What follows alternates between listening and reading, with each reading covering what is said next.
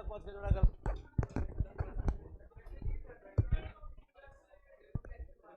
Difference कुछ बचा था क्या? चलिए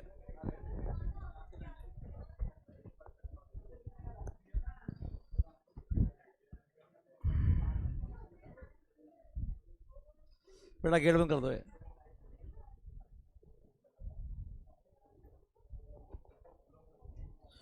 सो परफेक्ट नॉलेज वाले पॉइंट से स्टार्ट करना था बेटा मैं। बेटा परफेक्ट नॉलेज नॉर्मली किसी भी मार्केट में पॉसिबल ही नहीं है बेटा।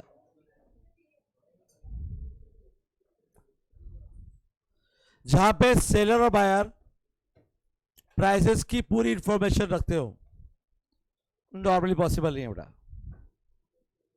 आज हम मार्केट में कोई चीज खरीदने जाते हैं तो क्या हमें एग्जैक्टली पता होता है कि ये चीज कितने की है, जिस रेट पे बेची जा रही है वो सही रेट है कि गलत रेट है, इतना रेट होना चाहिए कि नहीं होना चाहिए? वही चीज कह रहा हूं बेटा मैं। बहुत सारे प्रोडक्ट के बारे में आप जान सकते हैं लेकिन बहुत सारे प्रोडक्ट के बारे में आप नहीं जानते हैं। तो परफेक्ट नॉलेज कभी भी, आप डॉक्टर के पास गए, उसने कहा आपको ये बीमारी है, आप क्या बोलोगे? होगी साहब, ये दवाई खानी पड़ेगी, खा लेंगे साहब, ये इलाज कराना पड़ेगा, ठीक है साहब। लोगों को 5-5 6 दिन एडमिट कर लेते हैं साहब, ट्रीटमेंट चल रहा है, भगवान जाने क्या ट्रीटमेंट चल रहा है, खाली ग्लूकोज की बोतल चढ़ा रखी है एक, और पता नहीं कौन से इंजेक्शन दूसरे डाले उसके अंदर, और उसने कहा है तो हमने मान लिया ना। तो परफेक्ट इंफॉर्मेशन कभी भी नहीं होती बेटा हमारे पास। मोनोपोलिस्टिक कंपटीशन में इंफॉर्मेशन है, सम नॉलेज अबाउट मार्केट, क्योंकि वहां पे हम कंपेयर कर सकते हैं 2 जनों को, 3 जनों को। जैसे आज आपको जयपुर से दिल्ली जाना है तो आप पहले राजस्थान रोडवेज की टिकट चेक करोगे साहब कितने की है, फिर जो प्राइवेट ट्रेवल्स है उनमें चेक करोगे बेटा, फिर आप चले जाओगे रेड बस पे। रेड बस एक साइट है, ऐप, वहां जाके सारे बसेस की टिकट आप क्या कर लोगे, कंपेयर कर लोगे, कहाँ पे कम है और कहाँ पे ज़्यादा, इसमें ये फैसिलिटी है, इसमें ये फैसिलिटी नहीं है। तो बेटा वहां पर आप कंपेयर कर सकते हैं, तो आपको आइडिया हो जाएगा कि टिकट इतने की होनी चाहिए। तो नॉलेज है थोड़ी बहुत, लेकिन मोनोपोली में तो नॉलेज है ही नहीं बेटा। रेलवे जो टिकट डिसाइड करता है वही टिकट आप लोग देते हैं ना। आप में से कितने लोगों ने रेलवे स्टेशन पे खड़े होकर बार्गेन किया है? कितने लोग? कि साहब दिल्ली की टिकट कितने की? 400 की, सही लगा ले। 4 जने जाएंगे, देख ले, 4 जने, 200 लगा ले, 200 बोला कभी आप लोगों ने? क्योंकि हमें नॉलेज ही नहीं है कि टिकट कितने की होनी चाहिए। So no knowledge about market. Market की हमें कोई नॉलेज नहीं है क्योंकि हम किसी से कंपेयर नहीं कर सकते बेटा। Next point, perfectly lasting demand. तो जब डिमांड कर बनाएंगे तब समझाएंगे बेटा। नेक्स्ट पॉइंट, एडवर्टाइजमेंट कॉस्ट की अगर बात करें तो परफेक्ट कंपटीशन में ऐड नहीं होते बेटा। उसका रीजन,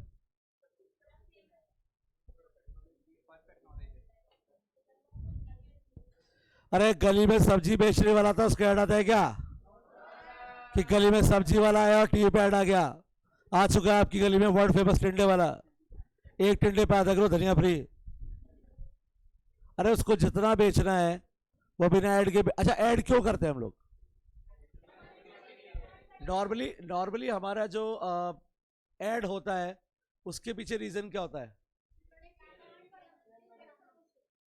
अगर बिना ऐड के हमें जितना बेचना है हम बेच सकते हैं तो सब्जी वाला जितनी सब्जी बेचना चाहता है ना बिना ऐड के बेच लेता है बेटा। वो गोलगप्पे वाला बिना ऐड के जितने गोलगप्पे बेच रहे गोलगप्पे बेच लेता है, तो ऐड की जरूरत नहीं है।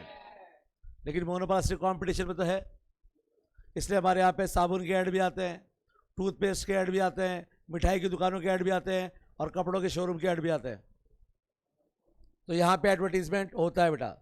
मोनोपोली में ऑप्शनल है, चाहे तो ऐड करे चाहे तो ऐड। और वैसे भी रेलवे के ज़्यादातर जो ऐड होते हैं ना वो इंफॉर्मेशन वाले ऐड होते हैं, है ना। बिना टिकट की यात्रा अनजान व्यक्ति से खाने पीने का सामान जरूर लें, ना दे तो छीन लें, है ना। और संदिग्ध वस्तु तो अपने घर ले जाएं। अगर संदिग्ध वस्तु दिखे तो कहाँ ले जाए? अपने घर ले जाए, उसमें बम होगा, वो फट जाएगा, आप मर जाओगे। धन्यवाद। क्या एसिड आते हैं क्या बेटा? रेल की पटरियों पे ना बैठे। क्यों?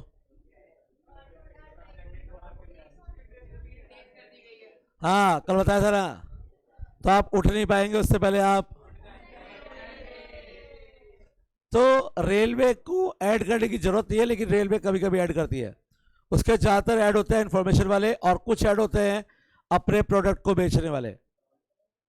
ट्रेन में भी एक सेगमेंट है जिसे हम कहते हैं पैलेस ऑन व्हील्स, शाही रेलगाड़ी। जब वो चलती है तो उसके लिए ऐड आता है कि इस डेट से ये चलना शुरू होगी।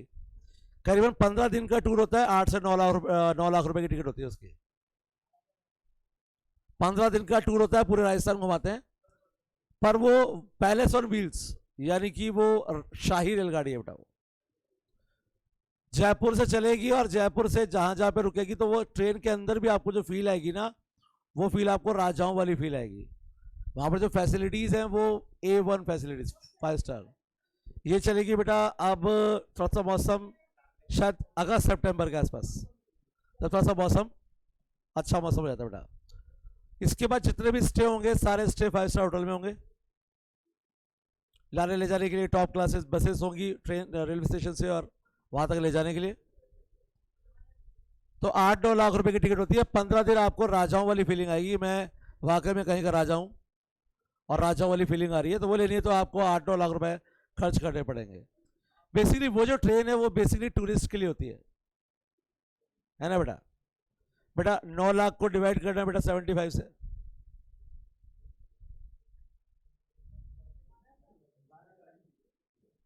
उनके लिए 12,000 की टिकट है।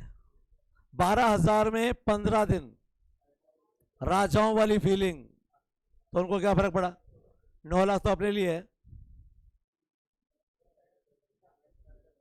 आपके लिए कितनी चाहिए बेटा? जिस दिन आप लोगों के लिए 12,000 कर दी ना, उस दिन ट्रेन में राजाओं जैसा कुछ बचेगा ही नहीं बेटा।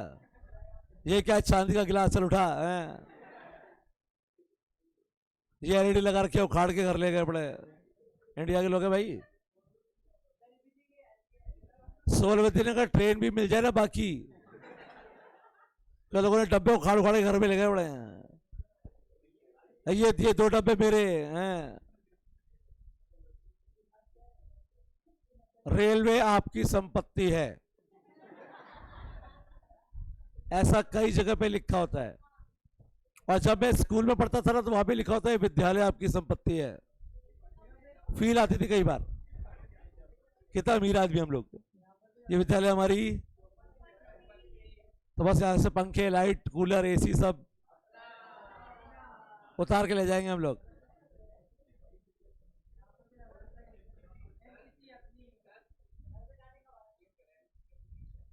नहीं, ऐसा कहीं नहीं लिखा बेटा।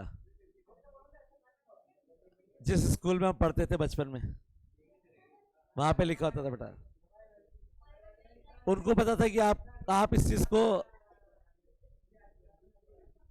पता लगा कि एक दिन स्कूल के डायरेक्टर आ रहे हैं, बच्चा पंखा लेके जा रहा है साथ में। बोले कहा जा रहा है? लिखा हुआ है सामने, विद्यालय आपकी संपत्ति है। अपनी संपत्ति में से खाली एक पंखा तो ले जा रहा हूं। हाँ, 4 बच्चे से बोर्ड लेके जा रहे हैं।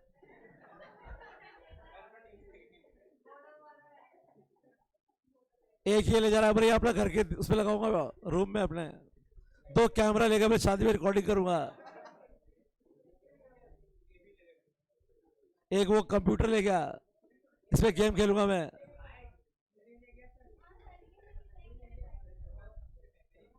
सबसे पहले 4 लोग यही बोर्ड ले गए थे।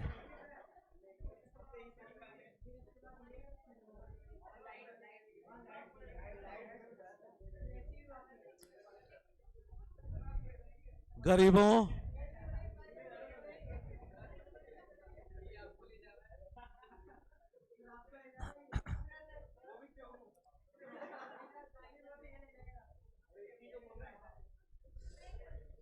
सन 2007 2007 मेरे एक फ्रेंड ने चोबो में खोला था इंस्टीट्यूट, और हमने वहाँ पे पढ़ाया भी था। और नहीं, फर्स्ट अटेम्प्ट में हमारे पास करीबन एक ही बैच स्टार्ट किया था, 68 बच्चे थे सीबीटी के। तो उस बैच को वहाँ पे पढ़ाया। बाद में फिर टाइमिंग का ऐसा इशू हो गया कि जयपुर में ही इतना टाइम लग जाता था कि आने जाने में टाइम कौन वेस्ट करे बेटा, इससे फिर वहाँ का प्रोग्राम कैंसिल कर दिया बेटा। ऐसी बात नहीं कि वहाँ पढ़ाया नहीं है, बिल्कुल पढ़ाया बेटा। जयपुर और आसपास तो बेटा सारा ही पढ़ाया हुआ है, कोई जगह ऐसी बची नहीं है बेटा। तो नॉर्मली चोमू जाना हमारे लिए कोई बड़ी बात है, चोमू आज भी जा सकते हैं बेटा आप लोग। और चोमू कोई ऐसी जगह नहीं है जहाँ जाने में इंसान को अजीब लगे, क्योंकि चोमू चोमू है बेटा।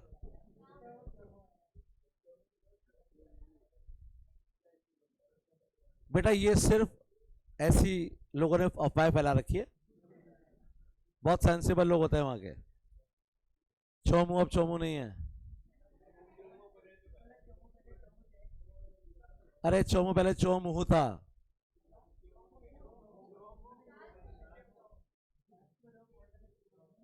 तो उसका नाम चोमू था, लेकिन लोगों ने चोमू बना दिया उसको। चलो आगे बढ़ो, नेक्स्ट पॉइंट।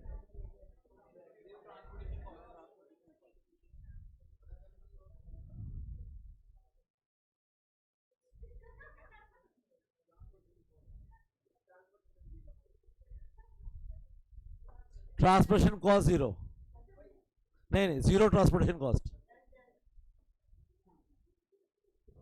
एक ऐसा मार्केट जो इमेजिनरी मार्केट है, और जहां पर आपको ऐसे अजम्पशंस लेने पड़ते हैं।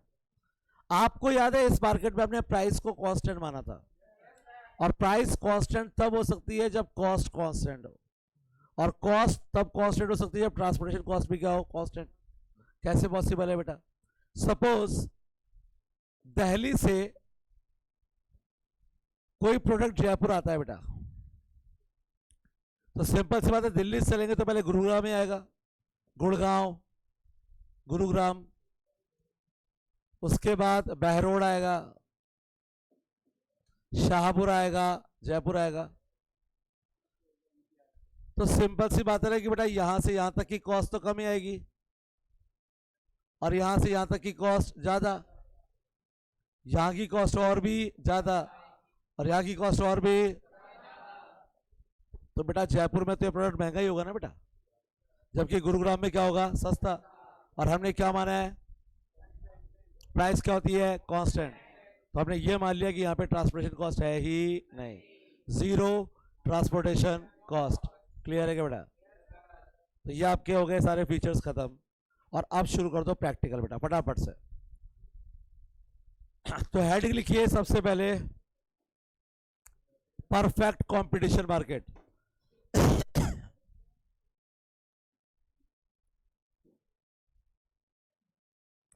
Perfect competition market.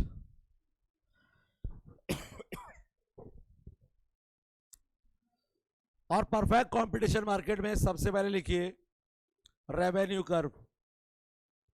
Revenue curve पढ़ेंगे बेटा सबसे पहले।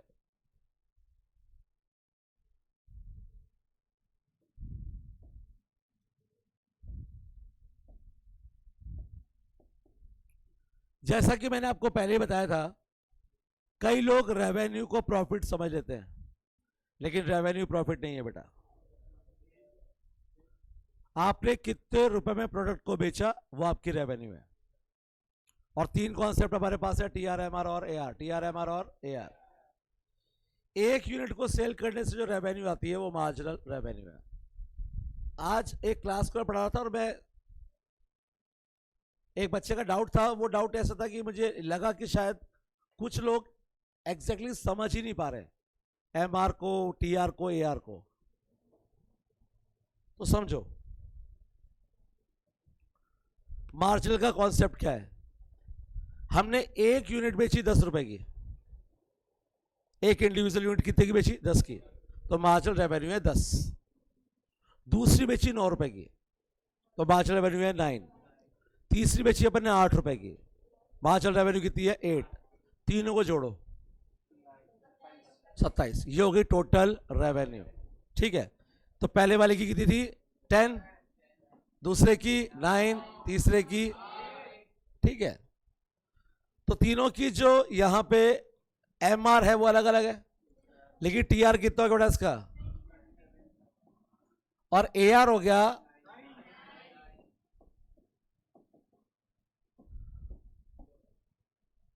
ये फर्क है बेटा। तो ये फर्क आपको पता होना चाहिए बेटा, कि जब आप मार्जिनल की बात करते हैं तो हम इंडिविजुअल की बात कर रहे हैं बेटा, टोटल की बात एग्रीगेट, और एवरेज तो बेटा जो एवरेज होता है वो कभी एग्जैक्ट नहीं होता है। जैसे एक क्लास में स्टूडेंट है 10, और 10 के मिला के नंबर कितना है साहब 3000, तो एवरेज कितना हो गया बेटा वहां पे। लेकिन वहां पर ऐसे भी तो होगा कुछ स्टूडेंट के 400 भी आए होंगे, किसी के 150 ही आए होंगे, किसी के 50, तो मार्जिनल तो वही है ना, मार्जिनल वही है, किसी के 300, किसी के 400, किसी के 450, किसी के 50, किसी के 0, एवरेज कितना है 300, और टोटल तो टोटल होता ही है बेटा। तो ये कॉन्सेप्ट अपने माइंड में क्लियर कर लेना बेटा। एमआर के लिए दो फॉर्मूले यूज करते हैं बेटा,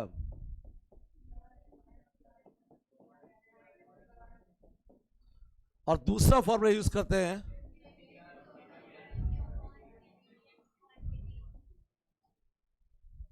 जबकि ए आर के लिए फॉर्मूला होता है और टी आर का फॉर्मूला होता है।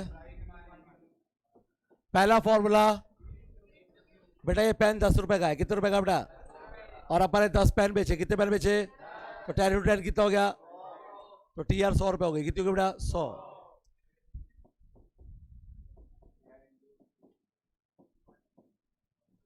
तो टी आर का एक formula A R into Q है, क्योंकि ए आर का formula T are upon Q है, और तीसरा फॉर्मूला है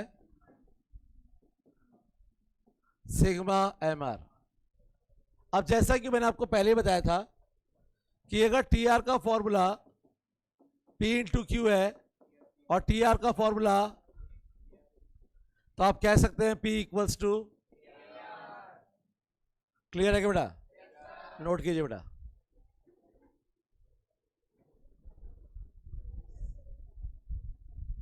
कोई डाउट है तो पूछ सकते हैं बेटा।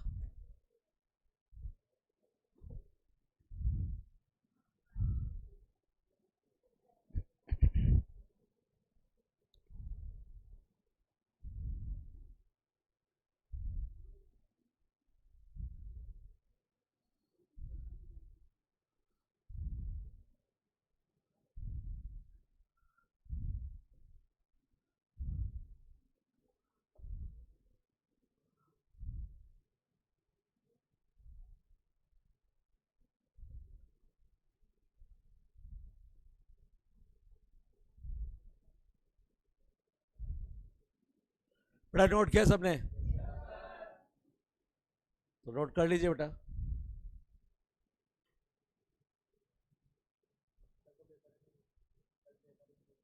कल पेपर एक होगा बिल्कुल, सुबह से ले रहे हैं डाउट।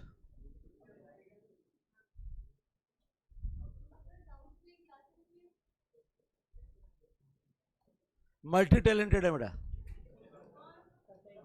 आप लोग, है ना, पढ़ भी रहे हो और फोन भी देख रहे हो, मल्टी टैलेंटेड, और बातें भी कर रहे हो, वेरी गुड बेटा। इंसान को उतना ही झूठ बोलना चाहिए जितना ऊपर वाला माफ कर दे, इतना झूठ बोलना चाहिए कि माफ ही ना करवाए वो, ऊपर जाके मुंह दिखाना है भगवान को पता है, किस मुंह से जाओगे सोचो। गए नहीं बेटा, मैं तो रोज जाता हूं बेटा, काम भी है बेटा मेरा।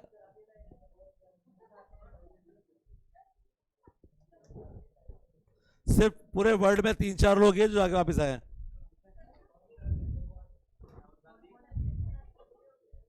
अरे नहीं, एक्चुअली उसकी डेथ हो गई थी, वो मर गए, तो उसको जलाने के लिए गए, जला रहे थे, वो वापस जिंदा हो गया। तो उसने बताया कि उसको ले गए थे, ऊपर जाकर बताया कि गलती से लिया है मेरे को, तो उन्होंने फिर छोड़ दिया मेरे को, तो मैं वापस आ गया। हाँ, उसे सुनाया पूरी स्टोरी उसने, कैसे उसको लेके गए उसको, और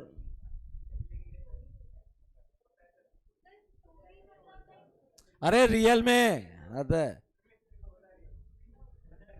इमेजिनरी कॉन्सेप्ट।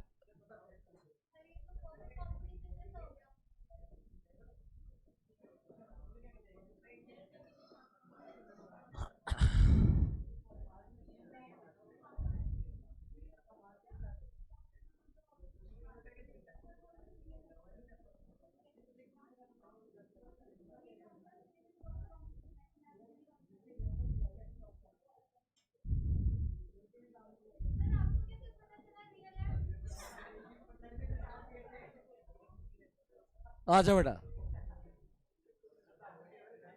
देखिए सबसे पहले हम बात कर रहे हैं परफेक्ट कंपटीशन की, और परफेक्ट कंपटीशन का रूल ये कहता है कि यहां पर जो एमआर होती है बेटा, क्या होती है बेटा, वो कांस्टेंट है, क्योंकि हम प्राइस टेकर है, हम प्राइस मेकर नहीं है।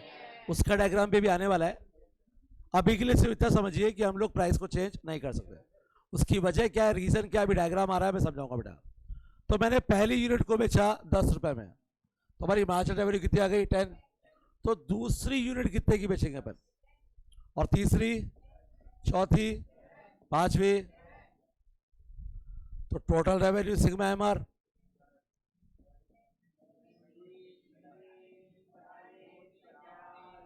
और ए आर का formula T R upon Q, T R upon Q.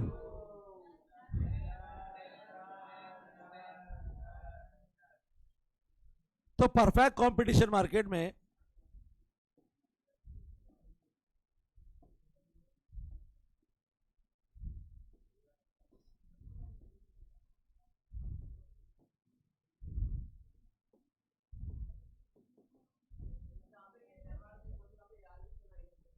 Perfect competition में price equals to M R equals to A R, और टी आर जो होती है वो एक कांस्टेंट रेट से इंक्रीज होती है, जैसे कि यहाँ पे 10, 20, 30, 40, 50 बनाइए बेटा। हाँ बेटा, टेबल डायग्राम दोनों।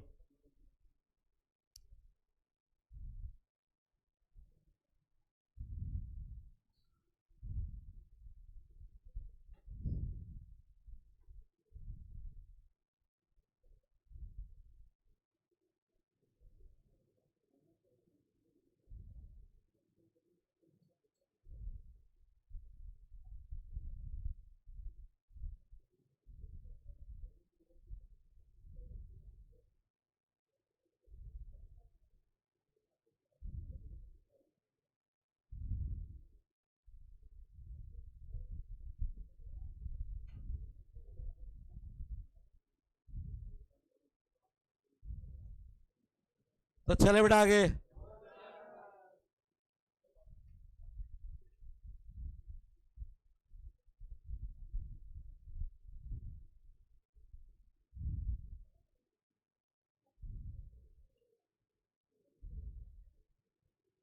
बेटा आप एक एक कॉन्सेप्ट जो पढ़ रहे हो ना, उसको ध्यान से समझ जाना, क्योंकि अब चैप्टर में एक एक पॉइंट दूसरे पॉइंट से जुड़ा हुआ है।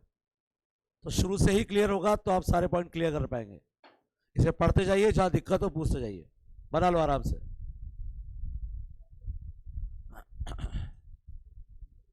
तो चले बेटा, बना चुके हैं सभी लोग, तो हेडिंग लिखिए बेटा,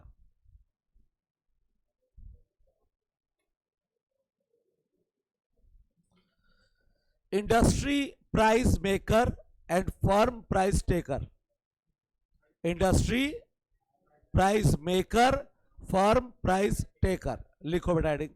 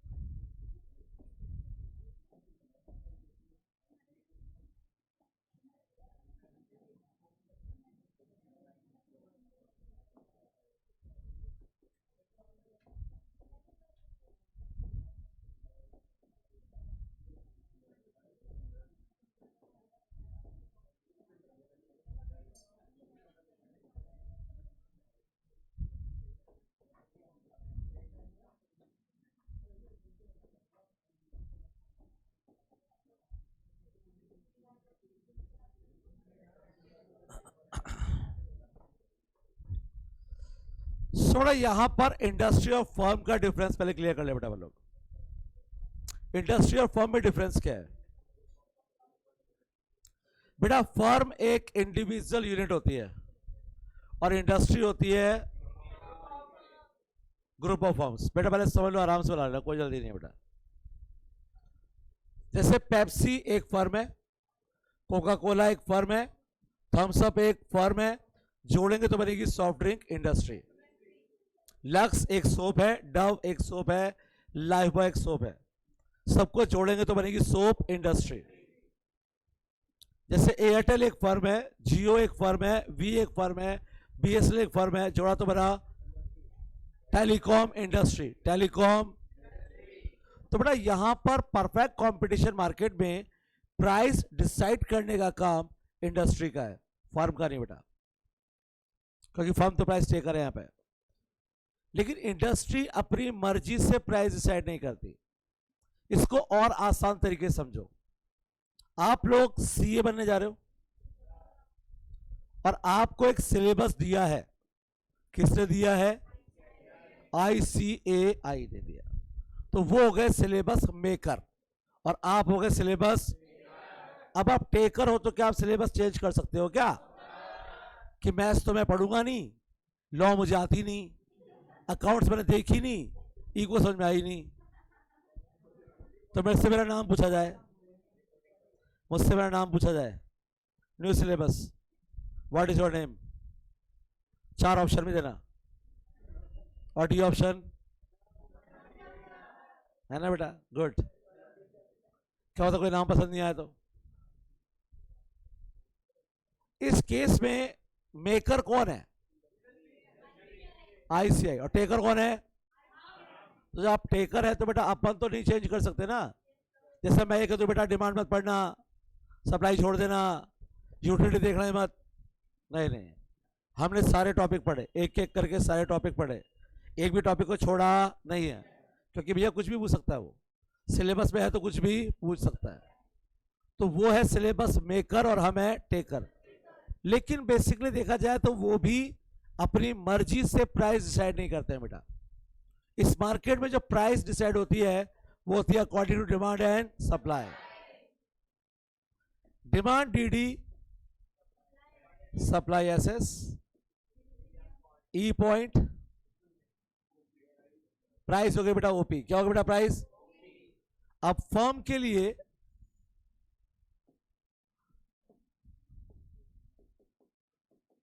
P equals to MR equals to AR, P equals to MR equals to AR। Clear है बेटा? अब यहां पर एक चीज और समझनी है बेटा आपको।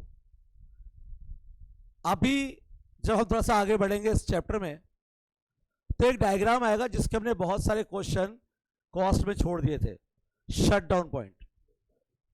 और शट डाउन पॉइंट में जब डायग्राम मैं बनाऊंगा तो वहां पे मैं प्राइस को OP से डिक्रीज करके OP1 कर दूंगा। और जैसे प्राइस को मैं डिक्रीज करूंगा हर स्टूडेंट के माइंड में क्वेश्चन आएगा कि जब प्राइस कांस्टेंट थी तो वो कम कैसे हो गई। तो वो मुद्दा यहीं पे क्लियर होना चाहिए बेटा। मैं जो कह रहा हूं मेरी बात को ध्यान सुनिएगा। मैंने ये कहा कि फर्म प्राइस चेंज नहीं कर सकती, मैंने ये नहीं कहा कि प्राइस चेंज नहीं हो सकती। दोनों में डिफरेंस है बेटा। मैं सिलेबस को चेंज नहीं कर सकता, लेकिन ICAI ने कर दिया। जैसे कि BCK को उड़ा दिया, बिजनेस एंड कमर्शियल नॉलेज नए वाले सिलेबस में नहीं है, इंडस्ट्री तो है वो, तो वही तो कह रहा हूं। लेकिन वो एप्लीकेबल हम पे भी तो होगा। चेंज उसने किया लेकिन एप्लीकेबल किसके लिए होगा? तो अगर वो प्राइस को डिक्रीज करता है तो क्या फर्म के लिए प्राइस डिक्रीज नहीं होगी क्या? क्योंकि अगर वो सिलेबस चेंज करेंगे तो हम भी तो वही पढ़ाएंगे। ये थोड़ा कि सिलेबस चेंज कर दिया हम तो फिर वही पढ़ाएंगे, हमारी मर्जी आएगी, तो हम वही पढ़ाएंगे जो सिलेबस होगा। तो यहां पर भी प्राइस चेंज हो सकती है, लेकिन प्राइस चेंज करने वाला कौन होगा? इंडस्ट्री, फर्म नहीं। और वो भी अपनी मर्जी से नहीं। इन केस वहां पे डिमांड डिक्रीज हो गई बेटा, क्या हो गई? D1, तो प्राइस हो गई बेटा P1। प्राइस क्या हो गया बेटा? P1। और फर्म के लिए हो गया MR1 equals to AR1, P1। Clear है क्या बेटा? तो टेकर मेकर का हिसाब समझ में आ गया बेटा। और प्राइस चेंज हो सकती है, ये बात अपने माइंड में सेव रखना बेटा। क्यों? क्योंकि प्राइस चेंज हो सकती है और वो होगी आगे डायग्राम में। और तब ये क्वेश्चन माइंड में नहीं होना चाहिए कि प्राइस तो कांस्टेंट थी और प्राइस चेंज कैसे हो गई। क्लियर है क्या बेटा? कंफ्यूजन बनाइए बेटा, पूरा बनाना है बेटा, कंप्लीट डायग्राम। अधूरी नॉलेज किस काम की बेटा?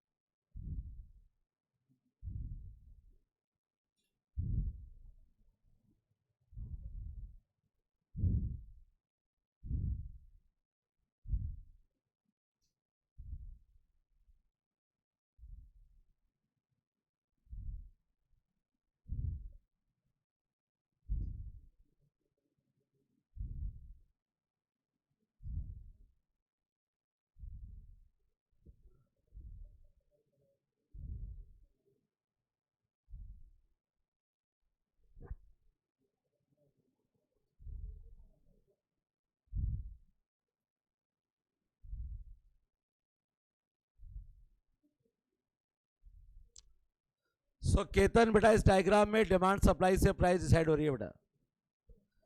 जहां पे डिमांड सप्लाई इंटरसेक्ट कर रहे हैं वहां पे प्राइस इंडस्ट्री डिसाइड की है और फर्म के लिए price as it is given है बेटा। लेकिन इंडस्ट्री चाहे या ऐसी कोई कंडीशन हो जाए, जैसे यहां पे डिमांड डिक्रीज हो गई है। अब डिमांड डिक्रीज आपको पता है कि अगर सप्लाई कांस्टेंट और डिमांड डिक्रीज होती है तो प्राइस डिक्रीज होती है, और जब इंडस्ट्री प्राइस डिक्रीज करेगी तो फर्म के लिए भी प्राइस डिक्रीज होगी। ये कह रहा है बेटा डायग्राम।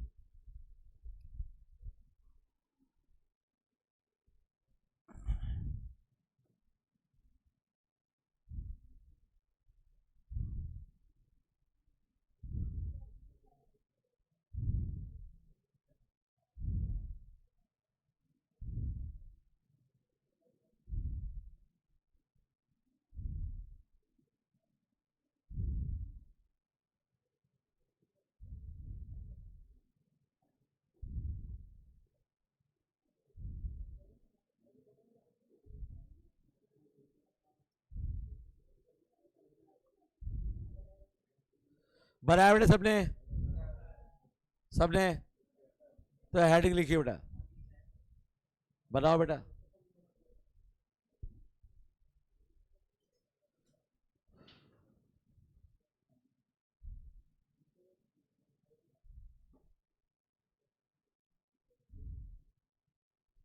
चले भाई, बना लो फटाफट से।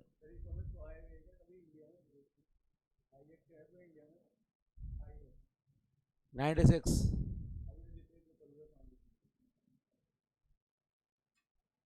अपने ऐसे ही है, आएगा ठीक है। इतने ब्राइट स्टूडेंट है हमारे पास, कोई भी पढ़ाते 96 आ जाएंगे।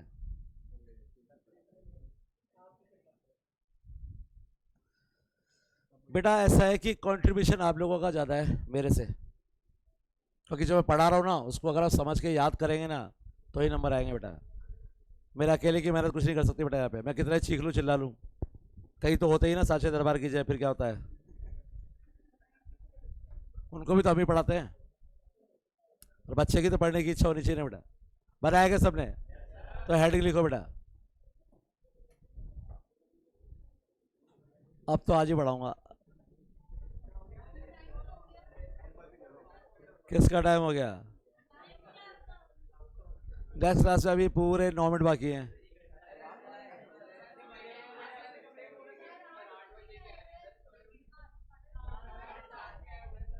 तो दोस्तों हेडिंग तो लिख लो, लिखो price and output determination, price and output determination under perfect competition market, price and output determination under perfect competition market. और इससे आगे बढ़ेंगे